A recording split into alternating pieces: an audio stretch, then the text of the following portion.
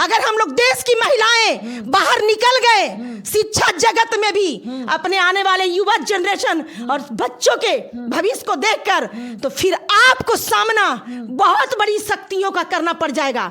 और याद रखिएगा कि हम नारियां वैसी नहीं है जो पैरों में गिड़गिड़ाएंगे।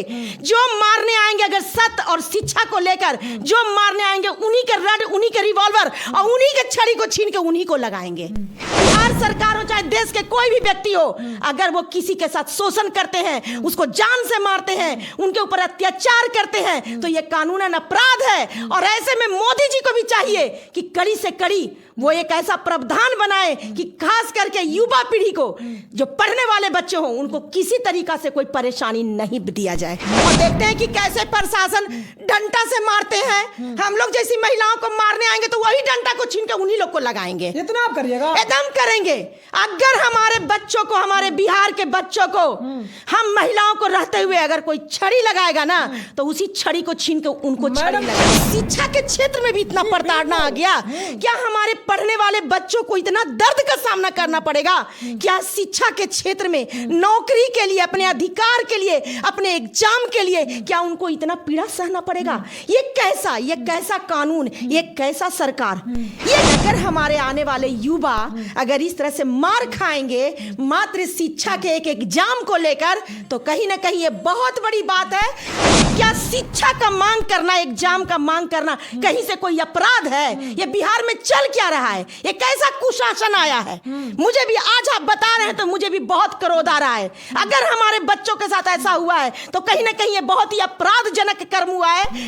प्रशांत किशोर को अरेस्ट कर लिया गया है प्रशासन द्वारा, क्या कहिएगा? देखिए, अगर कोई अपने बच्चे के मनोबल को बढ़ाने के लिए अगर धरना पर बैठे हुए थे इस कनकनी में, जिस कनकनी में लोगों को बाहर निकलने के लिए सोचना पड़ रहा है, अगर हमारे देश के बच्चे चाहे समाज के बच्चे अगर बाहर आ रहे हैं और शिक्षा को लेकर अगर किसी अधिकार का मांग कर रहे हैं, तो उस मांग का तो पूर्ति सर्वप्रथम बिहार सरकार को करना चाहिए। नमस्कार दोस्तों, हम आपको बता दें कि बीपीएससी छात्र लगातार री एग्जाम की मांग कर रहे थे। यानी शक्ति फाउंडेशन में मौजूद हैं और सरिता राज यहाँ पे मौजूद हैं। इन्हीं से बात करते हैं। क्या कहिएगा मैडम? बीपीएससी छात्रों को लगातार लाठी से पीटा गया प्रशासन द्वारा, लड़कियों को दौड़ा कर पीटा गया, किसी का हाथ टूटा तो किसी का पैर टूटा। क्या कहिएगा, ये सुशासन का सरकार इसी तरह से चलेगा बिहार में? देखिए, अगर उन बच्चियों के साथ ऐसा हुआ है तो बहुत ही गलत हुआ है और बहुत ही दुखद समाचार है कि हमारे आने वाले युवा जनरेशन के साथ अगर हमारे बिहार सरकार के तरफ से इस तरह की सुविधा दी जा रही है कि हमारे ही समाज के बेटी और बेटों को इस तरह से पीटा जा रहा है, इस तरह से पढ़ने वाले विद्यार्थियों को ट्रोल किया जा रहा है, इस तरह पढ़ने वाले बच्चों को मारपीट किया जा रहा है, तो कहीं ना कहीं हमारे समाज में एक शिक्षा, जो जिसको कहा जाता है कि शिक्षा क्या है, प्रकाश है, और उस प्रकाश को कहीं ना कहीं धूमिल करने का ये षड्यंत्र माना जाएगा। क्योंकि बच्चे बहुत परिश्रम करते हैं और उनके जीवन में बस एक ही सपना होता है कि जो हम बचपन से आज तक परिश्रम किए हैं उसका मुझे फल मिले। तो अगर फल देने में हमारे बिहार सरकार अपनी धूमिलता को परोस रहे हैं, तो कहीं ना कहीं ये बिहार सरकार पे बहुत बड़ा सवाल है। और इस सवाल का जवाब तो बिहार सरकार ही न देंगे कि आने वाले युवा जनरेशन को वो क्या देना चाह रहे हैं। सबसे बड़ी बात है कि अगर बच्चे सिर्फ आपको एक एग्जाम के लिए एक पहल कर रहे हैं कि आप उनके डेट को बढ़ा दें, री एग्जाम दिलवा लें, तो ये कोई बहुत बड़ा इशू नहीं है। और इस चीज को तो बिल्कुल उनको प्रसन्नता पूर्वक इस चीज को स्वीकारना चाहिए। अगर हमारे देश के बच्चे चाहे समाज के बच्चे अगर बाहर आ रहे हैं और शिक्षा को लेकर अगर किसी अधिकार का मांग कर रहे हैं, तो उस मांग का तो पूर्ति सर्वप्रथम बिहार सरकार को करना चाहिए। क्योंकि ये जो पुल बना रहे हैं और इतने सारे जो व्यवस्थाएं दे रहे हैं, इससे भी ज्यादा जरूरी है शिक्षा का प्रकाश। क्योंकि झोपड़ी में भी अगर एक शिक्षित बच्चा प्रकाश फैलाएगा ना, तो वो झोपड़ी भी महल के तरह खूबसूरत दिखने में आएगा। और अगर महल में भी बच्चा अशिक्षित होके और अपने घर में, अपने परिवार, अपने समाज के साथ अशिक्षा के अभाव में, मतलब शिक्षा के अभाव में, अशिक्षा के वजह से अगर अंधकार फैला रहा है तो वो कहीं ना कहीं महल भी विनाश है, खंडहर है, और उसको झोपड़ी से भी बदतर माना जाएगा। तो मेरा ये कहना है कि बिहार सरकार से नारायणी शक्ति फाउंडेशन निवेदन करती है कि सर, पुल से ज्यादा विद्यार्थियों का भविष्य को उज्जवल करने की आवश्यकता है। बिहार शिक्षा का केंद्र माना जाता है।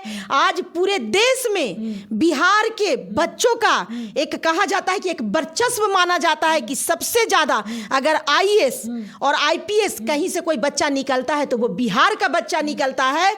तो अगर आप इन बच्चों को मारपीट कर आए हैं बिहार में ही, वो भी धरना पे बैठे हुए बच्चों को, तो कहीं ना कहीं आप बहुत ही गलत किए हैं सर। मारे नहीं गया, वहां दौड़ा कर किसी का हाथ तोड़ दिया गया है और एक दो बच्चा का भी मौत भी हो गया। क्या कहिएगा? देखिए, अगर मौत हुआ है तब तो ये बहुत बड़ा सवाल है। हुआ नहीं, हो गया है। अच्छा, मौत हो गया है। खान सर उनको अति भी किए हैं। देखिए, हाँ, खान सर का मैंने वीडियो देखा था, तो खान सर तो एक वीडियो में ये भी बोल रहे थे कि बिहार सरकार के तरफ से शायद वो जो मांग किए थे उस मांग की पूर्ति की गई है। नहीं पूर्ति हुआ। जब पूर्ति होता तो क्यों आज प्रशांत किशोर को अरेस्ट कर लिया गया है प्रशासन द्वारा? क्या कहिएगा? देखिए, अगर कोई अपने बच्चे के मनोबल को बढ़ाने के लिए अगर धरना पर बैठे हुए थे इस कनकनी में, जिस कनकनी में लोगों को बाहर निकलने के लिए सोचना पड़ रहा है, और अगर ऐसी कनकनी में अगर प्रशांत किशोर जी बैठे हुए थे बच्चों के मनोबल को बढ़ाने के लिए, तो उनको जो अरेस्ट कर लिया गया है, तो कहीं ना कहीं ये बिल्कुल गलत बात है।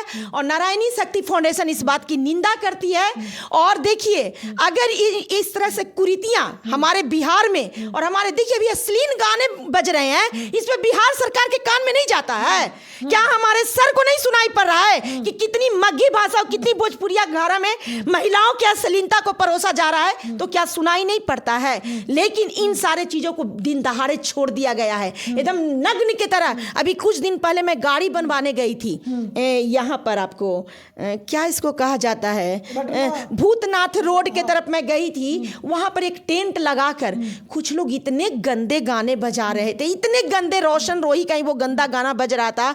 और जब वहां से महिलाएं क्रॉस कर रही थी तो आपस में बोल रही थी, अरे कैसे घर से बाहर निकले, अब तो शर्म आ रही है कि रोड पर कैसे चले। तो मैंने भी उन महिलाओं का आवाज को सुना था और मुझसे भी वो महिलाएं चर्चा की थी। तो मैं कहती हूं कि जिस तरह से बिहार में मनमाना करने के लिए सरकार छोड़ दिए हैं और गंदगियों को नजरअंदाज कर रहे हैं, आने वाले वक्त में इसी गंदगी में हमारे बिहार सरकार भी कहीं ना कहीं सराबोर हो जाएंगे।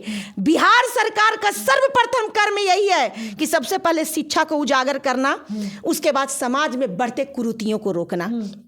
ये पुल, ये बड़े बड़े नाले तो चलिए हमारे देश की, समाज की सुरक्षा है, क्योंकि नाला, हाँ, ये जो पुल बन रहा है, मैं पुल की ही बात कहूंगी। पुल बना के आप कहीं ना कहीं जो गाड़ी वाली कंपनियां हैं, आप उनका विकास कर रहे हैं, बड़े बड़े कंपनियों का आप विकास कर रहे हैं, बिजनेस को आप विकास कर रहे हैं। लेकिन अगर हमारे आने वाले युवा अगर इस तरह से मार खाएंगे मात्र शिक्षा के एक एग्जाम को लेकर, तो कहीं ना कहीं ये बहुत बड़ी बात है।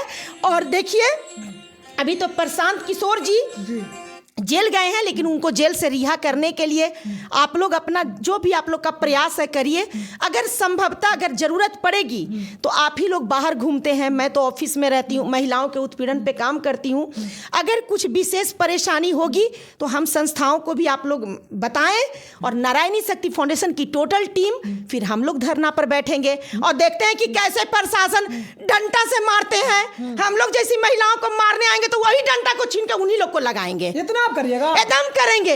अगर हमारे बच्चों को, हमारे बिहार के बच्चों को, हम महिलाओं को रहते हुए अगर कोई छड़ी लगाएगा ना, तो उसी छड़ी को छीन के उनको छड़ी लग जाएगी। छड़ी नहीं, रड से मारा गया बच्चों को। तो उसी रड से उन प्रशासनिक पुरुषों और महिलाओं को हम लोग पीटेंगे और दिखाएंगे कि दर्द क्या होता है। क्या हमारे बिहार के बच्चों को इस तरह से मौत के घाट उठाया जाएगा?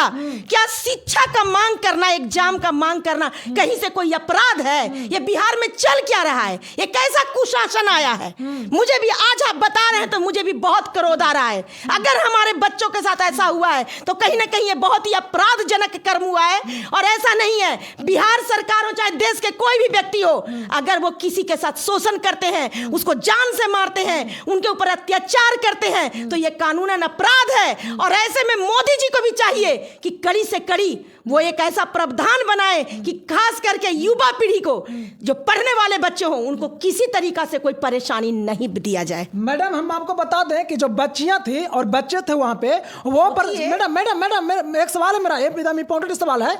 वहाँ पे जो बच्चे थे और बच्चियां थी, जो वहाँ पे प्रशासन आए थे ना, उनका पैर पकड़ रहे थे री एग्जाम के गौर एकदम पैर कि सर री एग्जाम करवा दीजिए, लेकिन प्रशासन किसी प्रकार का उनका दया नहीं आया और उनका बातों को न सुनकर ऊपर से लाठी चार्ज कर दिया गया। क्या कहिए? ये सुनकर मुझे अभी इतना दर्द हो रहा है कि मैं काश वहां पे रहती, मैं काश वहां पे रहती।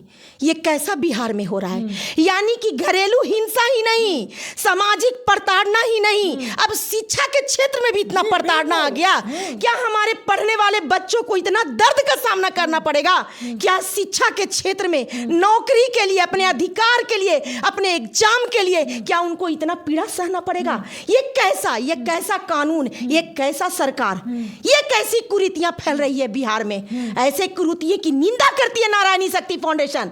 और अगर सरकार, अगर आप मेरे वीडियो को देखते हैं तो नीतीश कुमार जी, माननीय नीतीश कुमार जी, बदलाव लाइए और इस तरह से खास करके छात्रों के साथ बुरा करने से बचिए। अगर हम लोग देश की महिलाएं बाहर निकल गए शिक्षा जगत में भी, अपने आने वाले युवा जनरेशन और बच्चों के भविष्य को देखकर, तो फिर आपको सामना बहुत बड़ी शक्तियों का करना पड़ जाएगा। और याद रखिएगा कि हम नारियां वैसी नहीं है जो पैरों में गिड़गिड़ाएंगे। जो मारने आएंगे अगर सत्य और शिक्षा को लेकर, जो मारने आएंगे उन्हीं के रड, उन्हीं के रिवॉल्वर और उन्हीं के छड़ी को छीन के उन्हीं को लगाएंगे।